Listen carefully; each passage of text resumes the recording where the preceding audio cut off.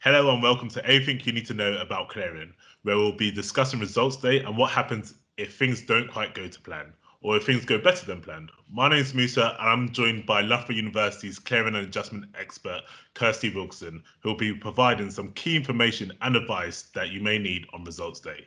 Coming up, we'll also be catching up with Loughborough University student Scarlett and her parents, who will be sharing their experiences of going through the clearing process.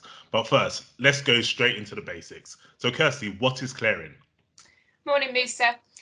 So clearing is a process that's available for students who want to explore the opportunity to start university in this autumn term coming. And there can be a few different reasons why students are looking at clearing as a process. So one might be that they've previously applied to a university or a course and now they've changed their mind about what they want to study or where they might want to go. Second reason might be that they're holding an offer at a university, but unfortunately haven't quite met the grades that they were asked to achieve, and therefore they need to find an alternative course in university. And finally, somebody who might have recently decided that university is actually the pathway they want to pursue. They're not holding any offers currently, and therefore they'll go through the clearing process to hopefully find something that's suitable for them. Oh, awesome. Thank you. That's really helpful. Then what about adjustment? What is adjustment? So adjustment is actually a really similar process to clearing. The biggest difference is that adjustment tends to be for students who have actually exceeded the grades that their universities were asking them to achieve. So in those cases, what those students might want to do is explore universities or courses that they maybe previously thought were a little bit out of their reach or a little bit too ambitious for them, and see if they do want to switch and attend one of those university courses instead. They don't have to do that, but it is an option for them. Oh, wow. So that was really helpful. So you explained clearing, you've explained adjustment. So what do students do if they find themselves in one of these situations on results day? So the process for clearing and adjustment is actually quite similar. So the first thing students need to do is make sure they've been to collect their exam results, because universities won't be able to process any queries without them. And then the second bit of prep they need to do is make a note of their UCAS ID number, because they're going to need to quote this at several different points as they go through the processes. And then once they've got both of those bits of information, all they need to do is either go to the UCAS website or the individual university websites and have a browse and see what vacancies are out there. And if they find a course that they really like the sound of and they know they meet those entry criteria, then they can just give those universities a ring and an advisor there will be able to help sort of progress their query for them. Hopefully those students will find clearing or adjustment places they like, and they'll be made offers. And then if they choose to accept one of those, then they'll need to contact student finance and make changes to their application for financial support. And in some cases, they might need to arrange alternative accommodation as well. Wow, that was really helpful. Thank you very much, Kirsty. No problem. So now we are joined by Scarlett and her parents, David and Sam. Scarlett, so you went through the clearing process last year. So tell us about your experience. What happened on the day? So the day, it was very stressful to say the least, just because it's such a different experience. Like no one's ever gone through anything like that before. But I basically just went into school, obviously found out my results, found out that unfortunately I did miss my firm place. But after that, it was actually a pretty simple process, to be honest. I just sat down in my ICT suite with both my parents there, actually. And we just started the process of calling all of these different universities and just trying to find a place, really, because I was quite keen to get to university that September, just because all my friends were as well. And I didn't really have like a backup plan in place. But yeah, we just were calling all these different universities, and it is actually pretty simple. They just offer you a place there and then, really. And then it's up to you as to which university you choose. It was actually quite good fun, I thought, having all these, because they all seem to be very keen to have Scarlett to come along. So I interrupted, sorry. It's just me. Yeah, it sounds like you went through quite a range of different sort of emotions and feelings on the day. Oh, definitely, yeah. At first, obviously, it's the initial shock and it's very emotional. It's an emotional day actually at first, but then obviously when everything starts falling into place, and then, well, in hindsight, I realise I'm in a much better position than I would have been anyway, because obviously I love Loughborough and the course is great and everything. So everything ends up working out like the way that you want it to, really, and it ends up going from, yeah, probably quite an emotional, stressful, like sad, scary day to like when you're out celebrating with your friends in the evening, a really fun, exciting day, because you can tell them that you're going to this new place and all these new things are happening. So it actually, yeah, it's a whirlwind of emotions that day, but it all ends up being good. So what advice would you give students prepping for results day then? Well, I mean, I must admit, I was a little bit concerned because Scarlett was doing four A levels. We had a very busy extracurricular activity going on. So I wasn't totally shocked. I was just disappointed that she didn't get what she wanted. But I actually had, in fairness, given the clearing process a little bit of just a very brief look when we had emails from the school, but I hadn't really sort of dismissed it.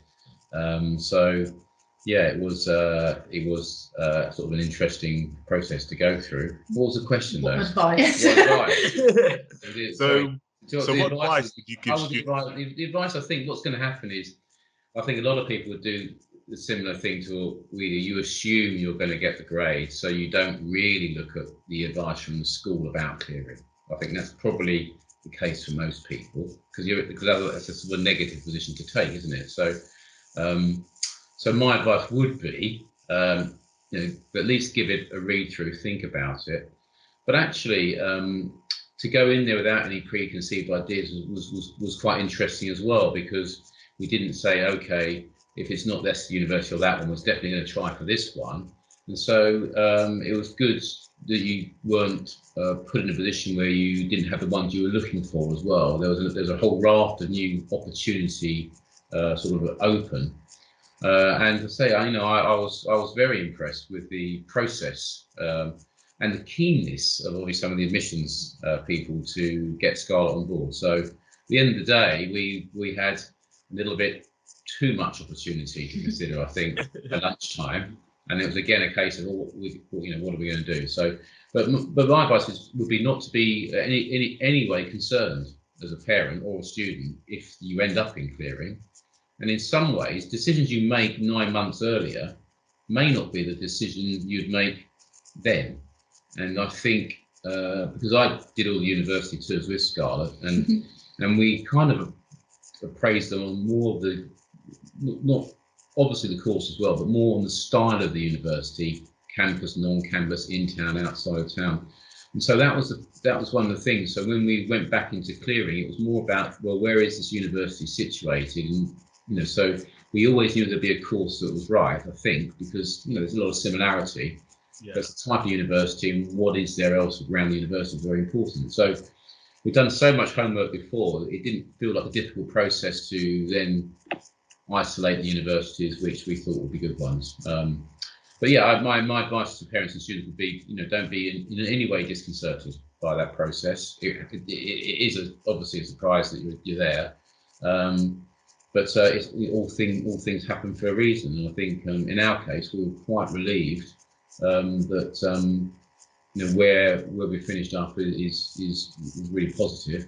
As I say, on the day, it was a choice of quite a few, and actually within a couple of universities, it was a couple of courses as well. So it was fascinating, I thought. It wasn't my decision, so. I think there are some practical things as well, though, because you definitely need, like, your phones all charged up, paper, pen, list of telephone numbers. So there are some things that you actually almost need to go a little bit prepared, because it was quite a mad process. I mean, what Scott says, we were all sitting there, we were literally all on phone calls, and obviously the person that they want to speak to is Scarlett, but unfortunately when you were on the phone to some of these people, I mean, one university I ran up and I was 200th in the queue. So I had to hold all that time. To me, while you were holding, it meant that David and Scarlett could actually be doing something on their phone, or I could still be looking on the computer at school. So it was worthwhile having, at least if you could swap around phones and things. So it's definitely worth, fully charged phones, at least all three of you having a phone, pen and paper, and knowing exactly your GCSE grades as well, because GCSE grades actually came up quite a lot, which we weren't expecting. Maths and English particularly. And then obviously you need your A-level grades, which you'll know from that morning. And then your UCAS ID is really important to have to hand, because that's how they can quickly, I think whenever you tell them your UCAS ID, they can search you up, and then they can see immediately your personal statement and all that other information. So that helps them to make the decision as well. So it's important to have those sort of things to hand as well. So yeah, it's basically in a case of getting rid of the actual universities that I didn't want to go to, and then it was more so the course, because like you said as well, I was offered multiple courses from some universities, and well, it came down to Loughborough and another university within the final two, and I was really like racking my brains. I really did not know what to do, and that day actually, the universities tend to call you back multiple times just to see if you have any more questions and give you some more information, which is actually really useful. And in that moment, deciding between Loughborough and the other university, Loughborough actually called me, and they basically just they sold it to me, and they were just there like, this is what happens like with the course. This is a bit more about the university, and they really just told me loads more about it, which was really useful. And I think in that moment, I was just like, I think it's going to be Loughborough, just because of the way, just that last phone call, it really did make all the difference, because I was able to ask all the questions I had. And it was also at the end of the day the best course that I was offered out of all the universities. I think it just helps being like offered the place straight away, because then you're like, oh, okay, they clearly want me, and then you can go and research it, as opposed to some universities, they're like, well, we'll get back to you, and then you're like, oh, okay, maybe don't have that option. But yeah, it just came down to that in the moment, and that final phone call really is what and in fairness to Loughborough, it was actually on the original list of Scarlett universities. Yes. Although we had such a busy schedule in previous summer and autumn, it was the one of the five we didn't get to go to. Oh, wow. But we and it was purely geographical and timing. And because we knew where it was and what it, in some ways a bit about it. And we knew it was quite similar to another university we went to in terms of its campus status and that sort of thing. We just said, well, it's very similar to that, but it's this, So it was a bit more comfort about Loughborough, so we knew a bit about it. But in fairness, I think it was all on the day really, because it was. Yeah. I wouldn't say it was particularly close to the other one. I think we were leaning towards Loughborough quite early on. But I think when you first go onto the actual clearing system, I mean, it's unbelievable how many courses and universities are available. And actually, that moment is really daunting, because you look at it and there are thousands, and you suddenly think, well, where do you actually start? And you almost do then have to start by saying, like David said, you either want a campus or a not campus, or something. You have to have some degree of what you would like to, which course you'd like to follow. But I know that some of my friends, they actually, because the clearing website, I think it opens a few days before actually clearing begins and everything, or it does open earlier on anyway. And I know that some people, if people do feel like they might be in that position, which this year is probably one of those years, because no one actually sat the A-levels, then no one actually knows at all probably. But you can look in advance at the courses and universities that are in clearing, which would be quite good to maybe just get a list prepared and just see roughly, and then you can start searching up on the websites and everything else, because the clearing website only really tells you the course and the university, nothing about the actual university itself and what the course has to offer. With my geography, I obviously have all these field trips that it wasn't until I had that phone call that day that they were like, yeah, you can go to Zambia in final year, and I was like, oh, that sounds fun. So yeah, I think it's really important to then actually properly thoroughly look at the course and all the different modules that they offer, because I know for some people it's just with other universities, it's this one module has meant that they've wanted to change course because they just haven't enjoyed that module at all, which is why it's important to probably look at all the modules as well. But yeah, that's been really, really helpful. Thank you so much all for just, I guess, the insight. I guess before the actual results day, looking at the whole preparation, actually read the emails which the schools have sent you, get the list ready, get the phone numbers ready, get all the phones charged up. But then even on the day, don't panic into that decision. You have plenty of time, and people are so willing to help you as well. But it's been absolutely amazing for you just sharing all your advice and your experiences as well. And I'm sure that many individuals will just benefit so much from this. So thank you again, and thank you very much. That's all right. Okay. And now we're going through some of the frequently asked questions we get on results day from students who are going through the clearing and adjustment process. So question 1. So when do the phone lines open, Kirsty? So this is going to vary between universities, but they will all go live usually between 7 and 8 a.m. on results day itself. Awesome. Question 2. Can I call without my results? Short answer to this one is no. As I said earlier, universities can't progress a query until we know the exam grades that you've received, and we're not allowed to confirm those to you over the phone. So it's really important you go and get your results before you contact any of your university choices. Great. Question number 3. Can the advisor speak to someone on my behalf? Not really. So we can speak to somebody on your behalf if they're your nominated contact on your UCAS application, or if you give us verbal permission on the day, but we would always much rather speak to the applicant themselves so we can ask you questions and we can try and work out whether or not this is the right option for you. So ideally we need to speak to you directly. Question number 4. Can I apply to more than one university? Absolutely. There's actually no limit on how many clearing and adjustment offers you can hold. So if you are in either of those positions, you might want to contact multiple universities and hopefully gain multiple offers. The one thing I would recommend is just pay attention to the small print, because all clearing and adjustment offers do have a kind of an expiry date. And if you haven't replied by that deadline, the university will assume you don't want the offer and they'll remove it. So make sure you're aware of when those offers expire. And if you do want to pursue one, that you do take action in time. And last question, can I apply for a totally different course area?